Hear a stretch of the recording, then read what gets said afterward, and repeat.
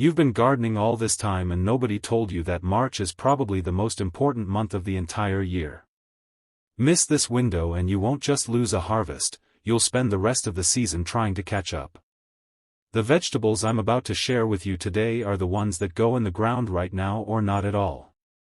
And number 7? Most people walk right past it at the nursery every single time without realizing it's a goldmine. Stay with me till the end because this list might completely change how you approach your garden. Welcome back to Earthly Gardening, the place where we grow smart, spend less, and still eat like kings. If you're new here, so glad you found us.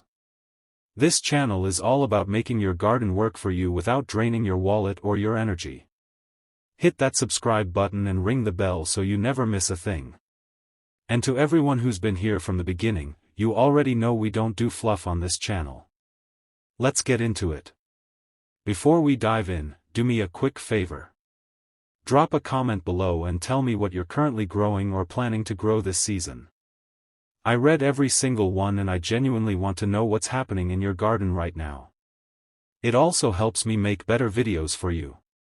Alright, let's talk about the 10 vegetables you absolutely must get in the ground this March. Vegetable 1. Broad beans.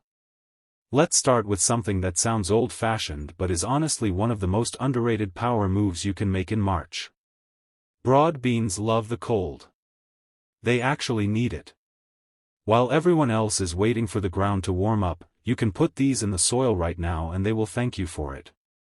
They fix nitrogen in the soil as they grow, which means they are quietly feeding your garden while also feeding you. That is a 2-for-1 deal that no garden store can sell you. Plant them about 2 inches deep, roughly 8 inches apart, and then leave them alone. They are not needy. They do not demand much water. They just grow. And here is the part most people miss. When you harvest the tops as young shoots, you can eat those too. Sautéed in butter with a pinch of salt, they taste like something you would pay good money for at a restaurant. Your garden is literally giving you 2 harvests from one plant. Vegetable 2, spinach. Spinach in March is not a new idea, but the way most people plant it is completely wrong and that is why they end up with bitter leaves and a patchy row by April. The trick is succession planting. Instead of putting all your spinach seeds in at once, you plant a short row this week, another one in 10 days, and another one after that. What this does is give you a steady supply of fresh young leaves all the way through spring instead of a giant overwhelming harvest that bolts before you can use half of it. Cold soil actually makes spinach sweeter. So do not wait for warm days. Get it in now while the ground still has that chill to it and your leaves will have a tenderness and flavor that store-bought spinach simply cannot match. Thin the seedlings once they come up and use those thinnings in your salad that same evening. Nothing goes to waste. Vegetable 3, peas. If there is one vegetable that is in a hurry to grow and does not like being rushed late, it is peas. They want to be in the ground when the soil is still cool. Plant them too late and the heat catches them before they finish and you end up with tough, starchy pods that nobody wants. March is genuinely perfect for peas. Push them about an inch into the soil, give them something to climb, even rough sticks from the garden work fine, and watch what happens. They climb, they bloom, and then they give you some of the most satisfying harvests you will ever pull from your own garden. There is something about eating a pea straight off the vine that you just cannot explain to someone who has never done it. Snap peas are especially good for this time of year. They are fast, they are prolific, and children absolutely love picking them. If you want to get your kids interested in the garden, start with snap peas in March. Works every time. Quick pause right here. If anything on this list has surprised you so far or if you are already planning to go out and grab some seeds after this video, drop a comment below and let me know which one caught your attention first.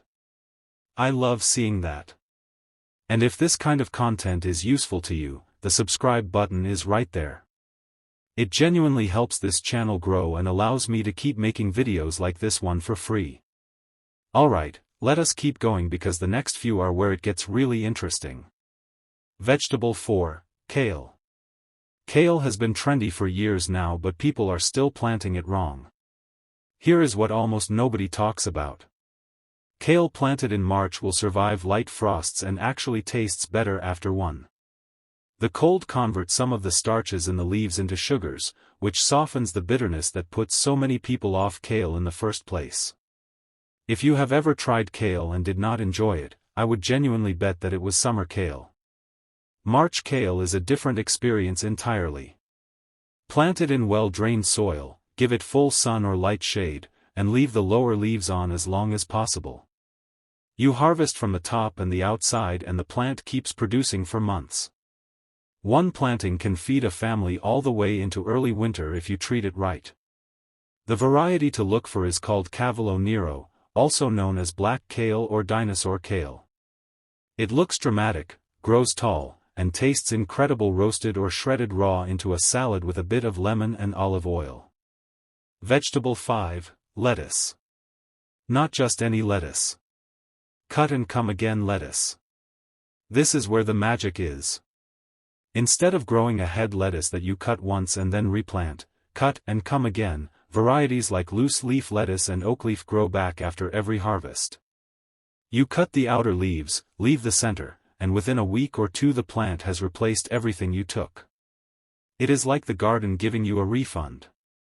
Sow the seeds thinly in a shallow tray or directly in the ground. They germinate fast in March, sometimes within a week. Keep the soil moist and they will grow so quickly you will be picking leaves before you even finish setting up the rest of your garden beds. The key is to never let them get too big before you pick them. Small young leaves are tender, mild, and absolutely delicious. Once lettuce gets tall and starts to bolt, the bitterness comes in and the window closes. Vegetable 6, radishes. Radishes might be the most overlooked vegetable in the entire garden and I cannot understand why. They grow from seed to harvest in as little as 3 weeks. 3 weeks. No other vegetable in your garden will do that. They are the ultimate quick win, and in March when everything else is still getting started, radishes are already giving you food. But here is what most people do not know. You do not just eat the radish root. The leaves are completely edible. Stir-fried or added to soup, they have a slightly peppery flavor and a texture similar to spinach. You are again getting double value from a single plant. Radishes also work as a companion plant. Tuck them in between your slower-growing vegetables and they will deter certain pests while marking your rows so you know where everything is planted. Practical, productive, and fast. That is the radish. Vegetable 7, beetroot. Here is the one I mentioned at the start. The one most people walk past. Beetroot is sitting in almost every seed rack in every garden center and people see it and think it is complicated. It is not. It is actually one of the easiest vegetables you can grow in March and it gives you far more than just the root. The leaves, which most people throw away or do not even think about, are one of the most nutritious greens you can eat. Young beet greens taste similar to chard, slightly earthy and tender, and can be used exactly the same way. Steam them, sauté them, throw them in a smoothie. They are genuinely good. The roots store for months in a cool dry place, which means one March planting can keep feeding you well into autumn and winter. Sow the seeds about an inch deep, thin to about 4 inches apart once they emerge, and water consistently. That is honestly all there is to it. Vegetable 8, turnips. People hear turnips and immediately think of something bland and old-fashioned. Let me change that association right now. Young turnips harvested small, around the size of a golf ball, have a crisp sweetness that is nothing like the watery oversized ones you might have had as a child. The secret is timing. You plant in March and you harvest early before they get too big, and that is where the flavor is. Turnips grow fast, they tolerate frost, and they fill in gaps in your garden beds beautifully. If you have any bare patches of soil in March, turnips are what go there. No wasted space. And again, do not throw away the greens. Turnip tops are a southern cooking staple for a reason. Cooked down with a little garlic, they are deeply savory and satisfying in a way that very few vegetables can match. Vegetable 9, Swiss chard. Swiss chard is what happens when you combine the productivity of spinach with the resilience of kale and give it a beautiful color just to show off. It tolerates cold, handles heat better than most greens, and keeps producing all season long if you harvest the outer leaves regularly. Plant it in March and you could genuinely be picking from the same plants in July. That is an extraordinary value from a single packet of seeds. The stems come in red, yellow, orange, and white depending on the variety. Rainbow chard is particularly worth growing because children who would never touch a green vegetable often want to try it simply because of how it looks. Presentation matters even in the garden. Use the leaves like spinach and slice the stems thinly to cook like celery. Every part of this plant is edible and every part tastes genuinely good. Vegetable 10, garlic, from sets. Now I know what you are thinking. Is garlic not an autumn plant? Traditionally, yes. But there are specific varieties designed for spring planting, and March is your last real chance to get them in and still see a good harvest by midsummer. Soft-neck garlic varieties in particular do well when planted now. Push the cloves into the soil pointy end up, about 2 inches deep and 6 inches apart. They will start shooting within 2 weeks. Keep the area weeded because garlic does not compete well against weeds, and beyond that they pretty much look after themselves. The other thing about garlic is what it does for the rest of your garden. It repels aphids, deters certain beetles, and improves the growth of roses and other plants nearby.